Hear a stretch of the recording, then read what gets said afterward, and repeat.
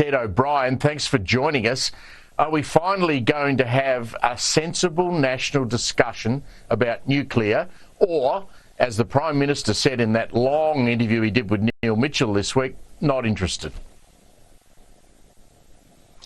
Good evening, Steve, and great to be with you. I think we all know we need that sensible national discussion.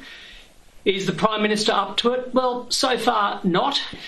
And I reckon most of Australia are having a sensible conversation about zero emissions nuclear energy. The only ones who are not are the socialist left of Australia. It's Anthony Albanese and a very left-dominated Labor Party, and Adam Bandt and the Greens. They are the only ones refusing to engage in what is otherwise a very calm, sensible discussion. It's a discussion the rest of the world are having, by the way, but we happen to have a Prime Minister and a government that's refusing to engage.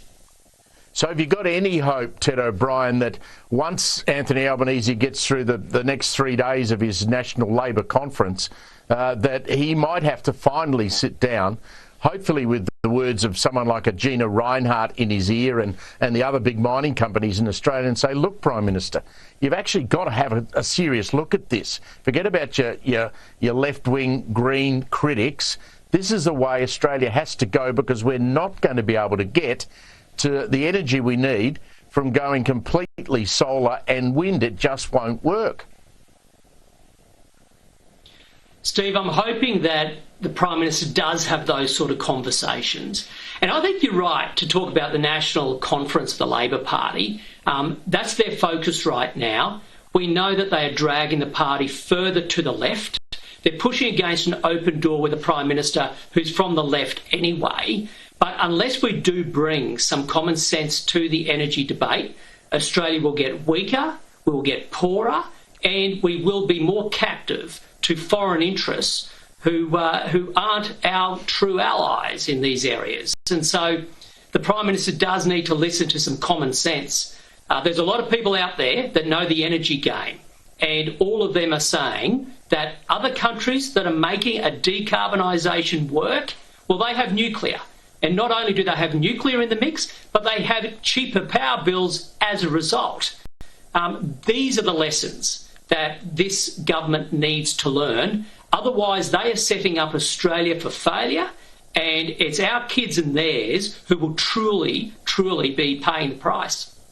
What do you say to the Chris Bowens of this world and the Anthony Albanese when they go, well, nuclear is too expensive, no one wants to build it, they can't get investors to invest in it, and so it's not an option? What do you say to that argument?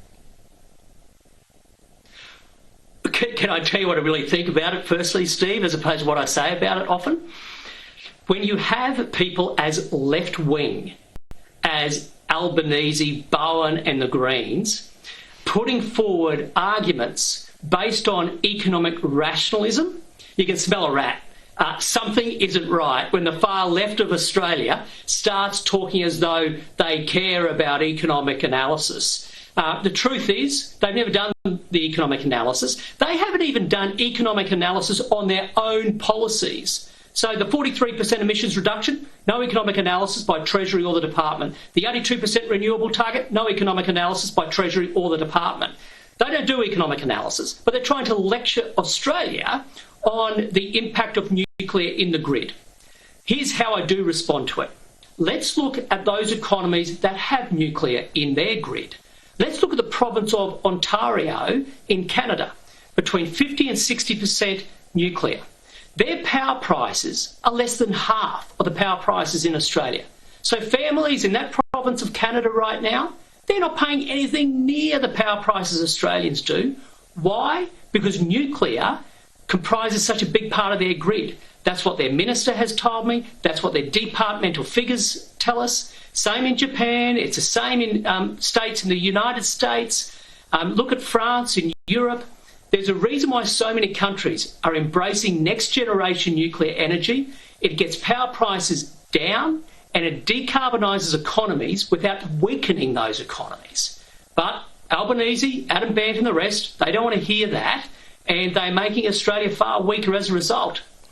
Seems like a no-brainer to me, and it certainly seems to me like an election positive for the coalition. Can you promise me that you're rock solid on going down this track, not just talking about it, but if you're to win an election, you'd actually do it?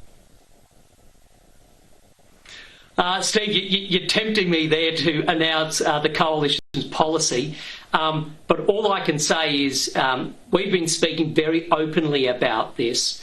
From the day that Peter Dutton took the leadership, we've been very open and transparent, and that's for good reason. We are learning the lessons from overseas. We've been doing an enormous amount of comprehensive work so that we do have a rock-solid climate and energy policy to take to the Australian people. So sensible. Ted O'Brien, a pleasure chatting with you. Thanks for joining us tonight. Good on you.